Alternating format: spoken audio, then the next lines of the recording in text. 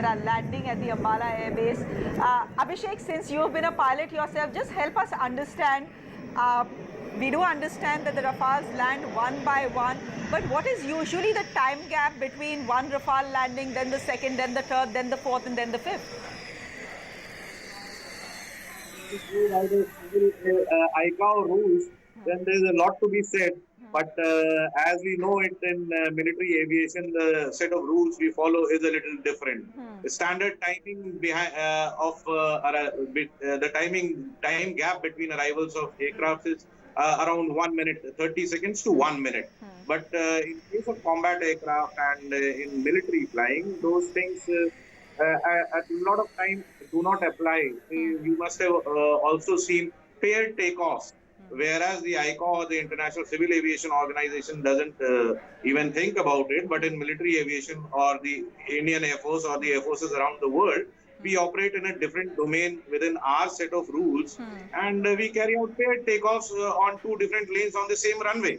So this is that will depend catering to the kind of nature of operations at hand, the kind of mission to take, and the way you want to portray. We do a lot of exhibition flying also, mind you. So these things don't hold good. Of course, we are very particular about the qualifications of the crew, and their proficiency is tried and tested, and they are specifically cleared for those particular.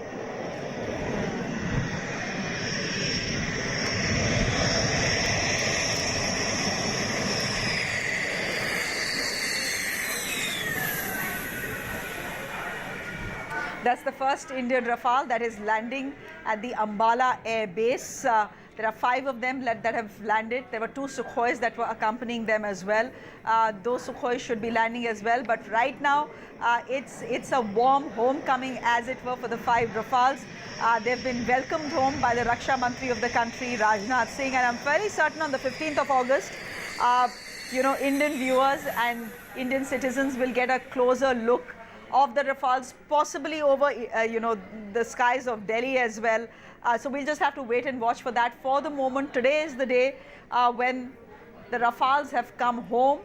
They'll be here at the Ambala Air Base. The first squadron will be based out of here, that is 18 jets. And the second squadron, when it does come, by the end of next year or early 2022, that will be based out of Hashimara. Why Ambala? Why no other air base? Ambala, as you know, is known as the mecca of fighter pilots, of fighter jets, and it can keep a close watch both on China and Pakistan as well, which means both on the LOC and the LAC as well, which is why Ambala becomes one of the most strategic air bases in India. Abhishek, we are seeing these pictures that are, that have been tweeted by Rajnath Singh, the Raksha Mantri of the country. I wanted to ask you this. The Ambala Air Base is huge. It's humongous.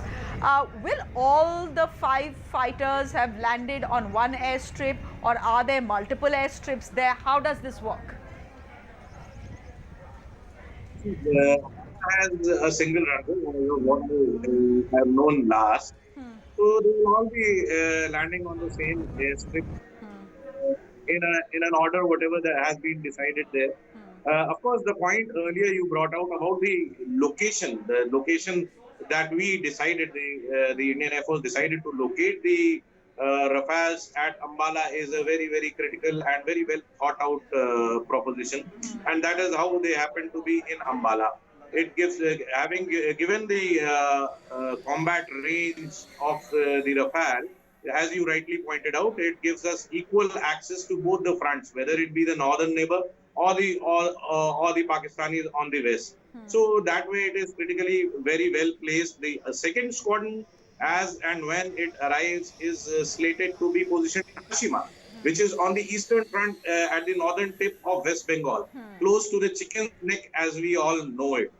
Now, Shreya, one more thing which I would like to put across is the aerial warfare. Air combat is a very, very almost absolutely technology-oriented warfare, more than the army or the ground warfare kind of a thing. What we saw over the years in the past few decades was, after post-independence, when we started off until, say, about 2 decades thereon, we had a clear-cut advantage and a and a clear edge over both our adversaries, whether it be China or Pakistan, as far as air combat capability was concerned. As far as the Indian Air Force pitted against the two air forces was concerned, we had a clear advantage. What happened in the last few decades was that advantage that we initially held diminished to quite an extent till what we saw last year. In response to our Balakot strike, the Pakistan Air Force made an attempt and did manage to fire some AMRAAMs at our Su-30s, who, of course, because of their agility and the skills of the pilot, were able to successfully dodge them. But then that was the stage we had reached. The F-16s had a aerial combat missile in form of the AMRAAM, which had a range which was more than the missile we had in our inventory, which held us in a clear disadvantageous position.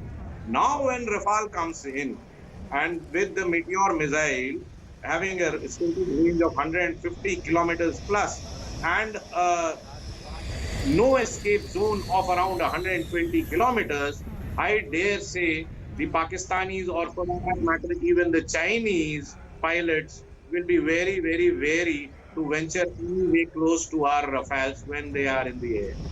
You know, this is a smart flying machine, as you're pointing out, but a smart flying machine is nothing without equally smart weapon systems and radar systems. And look at what the Rafale comes armed with. It comes armed with the Mika missiles, it comes armed with the Hammer, it comes armed with multiple weapon systems you know, that give us the edge as far as our air power is concerned.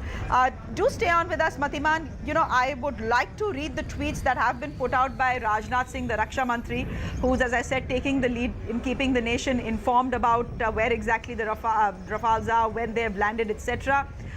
Let me just start by reading out this tweet for our viewers. I congratulate the Indian Air Force on a professionally executed ferry. I'm sure that the 17th Squadron, the Golden Arrows, will continue to live up to their motto of Udayam Ajasram. I'm extremely happy that the Indian Air Force's combat capability has got a timely boost.